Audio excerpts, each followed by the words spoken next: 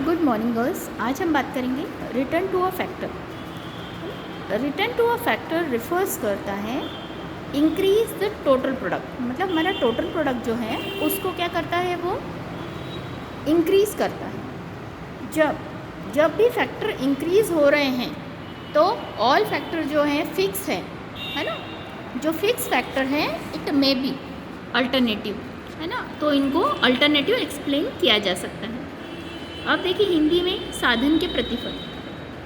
अल्पकाल में यानी शॉर्ट टाइम के लिए जब भी हम कोई फर्म किस चीज़ पे ध्यान देती है कि उसके स्थिर साधन निकले, फिक्स्ड जो फैक्टर्स हैं वो क्या करते हैं के साथ जब हमारे वेरिएबल फैक्टर्स यानी परिवर्तनशील साधन मात्रा में उसकी बढ़ाई जाती है तब क्या होगा, हमारा उस वस्तु के उत्पादन पर उसका प्रभाव पड़ेगा।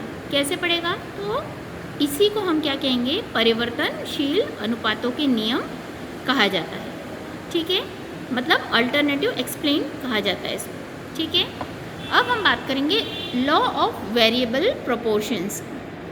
लॉ ऑफ वेरिएबल प्रोपोर्शंस क्या होते हैं? लॉ ऑफ वेरिएबल प्रोपोर्शंस वो हैं दैट वी इंक्रीज क्वांटिटी। इसमें हम क्या कर रहे हैं, इंक्रीज कर रहे हैं क्वांटिटी को।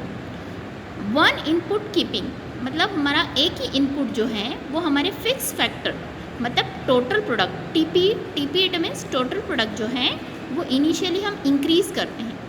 कैसे इंक्रीज़ करेंगे, इंक्रीजिंग रेट पर, है ना, and then at decreasing rate, और डिक्रीजिंग रेट पर वो फाइनली क्या होंगे, नेगेटिव रेट पर फाइनली पहुँचेंगे। इसको कहा जाता है हम हिंदी में परिवर्तनशील अनुपातों का नियम।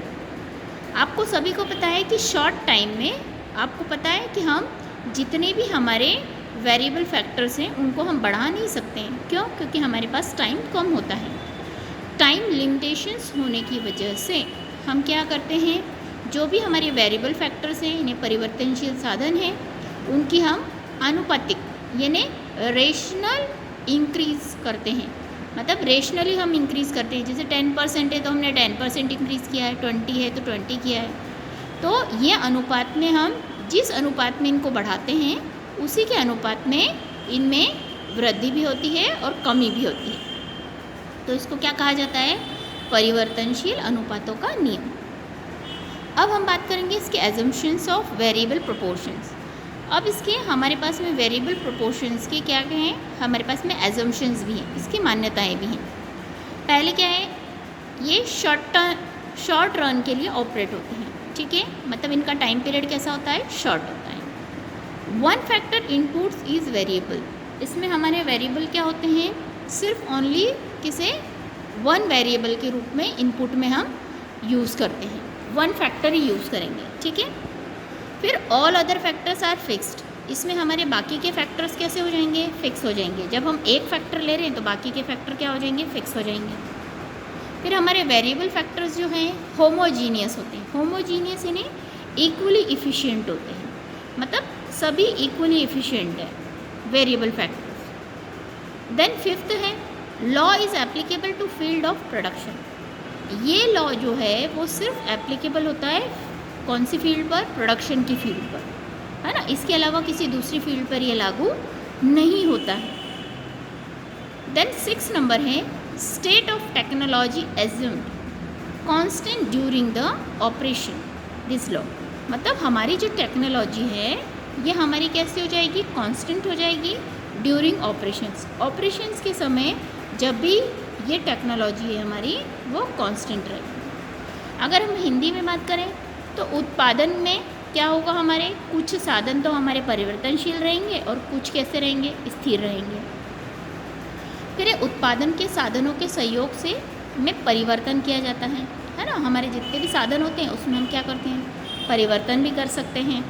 और परिवर्तनशील साधन जो हैं उनकी सभी इकाइयाँ कैसी होती है, समान होती हैं, समरूप होती हैं। समरूप यानी समान। और हमारी जो प्रौद्योगिकी है उसमें कोई भी परिवर्तन नहीं होता है, मतलब टेक्नोलॉजी, प्रौद्योगिकी का मतलब होता है टेक्नोलॉजी।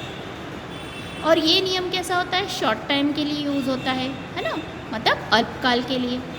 और इसका संबंध किससे होगा, वस्तु की भौतिक इकाइयों से होगा। ठीक है, अब इसको हम एक्सप्लेन कैसे करेंगे वो देख लीजिए आप। ये हमारे फिक्स फैक्टर्स हैं, 1 है ना, ये हमारे फिक्स फैक्टर्स हैं। फिक्स फैक्टर फिक्स रहेंगे इसलिए हमने फिक्स कर दिए 1 1 1। वेरिएबल फैक्टर्स देखिए चेंज हो रहे हैं, 1 2 3 4 5 6, ठीक है। अब हमने देखिए यहाँ पे टोटल प्रोडक्शन देखा है हमारा, टोटल प्रोडक्ट कितना हो रहा है, 10 हो रहा है, तो हमारा मार्जिनल कितना निकलेगा, 10। अब हमारा टोटल प्रोडक्शन 30 है तो मार्जिनल कितना निकलेगा, 30 माइनस 10 इज इक्वल टू 20। ये तो हो गई हमारी first situation, first phase. Then second phase में देखिए 45 है तो 45 और देन हमारा टोटल प्रोडक्शन कैसा हो रहा है, 52 हो गया है, ठीक है। अब हमारी जो मार्जिनल प्रोडक्ट है वो 30 माइनस 45 यानी 15 हो गया, 52 माइनस 45 टिल 7 और 52 माइनस 52 मतलब 0। ये सेकंड फेज़ हो गया हमारा, ठीक है।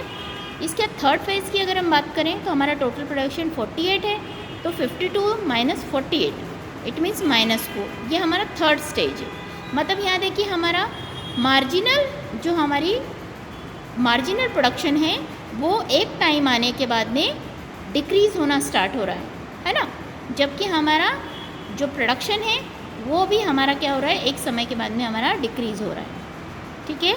तो यहाँ के लिए हमारा इतना ही सेशन ओवर करते हैं हम। नेक्स्ट सेशन में हम आगे का रीड करेंगे।